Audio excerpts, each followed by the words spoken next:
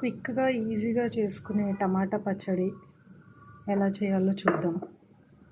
ఇలా ఒక కడాయిలో నూనె వేసేసుకొని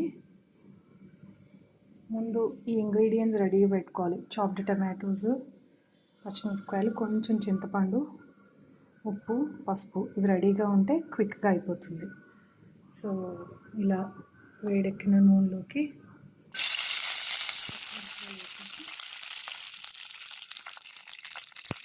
వెంటనే టమాటాలు కూడా వేసేసి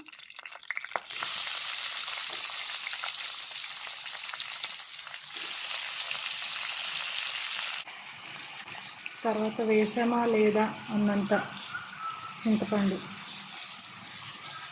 కూడా వేసేసి ఉప్పు మీ రుచికి సరిపడా ఉప్పు, కొంచెం పసుపు వేసుకొని ఇవన్నీ చక్కగా కలిపేసి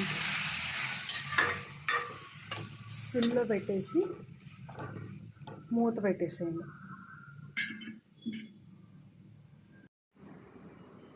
ఇలా మగ్గిన టమాటాల్లో కొంచెం పైనుండి కొత్తిమీర వేసేసి ఒకసారి కలిపి చల్లారిన తర్వాత గ్రైండ్ చేసేసి పోపు వేసుకోవడమే. చాలా సింపుల్గా ఉంటుంది కానీ చాలా టేస్టీగా ఉంటుంది. పోపు వేసేసుకొని గ్రైండ్ చేసిన టమాటో పచ్చడిలోకి కలిపేసుకోవాలి. ఇలా చిటపట్లాడుతున్న పోపులోకి కొంచెం ఇంగు వేసేసి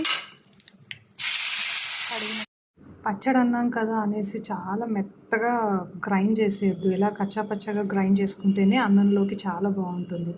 సో ఇలాగ కచ్చాపచ్చ గ్రైండ్ చేసుకున్న టమాటో పచ్చడిలోకి ఇందాక మనం వేసుకున్న పోపు కలిపేసుకుంటే పచ్చడి రెడీ.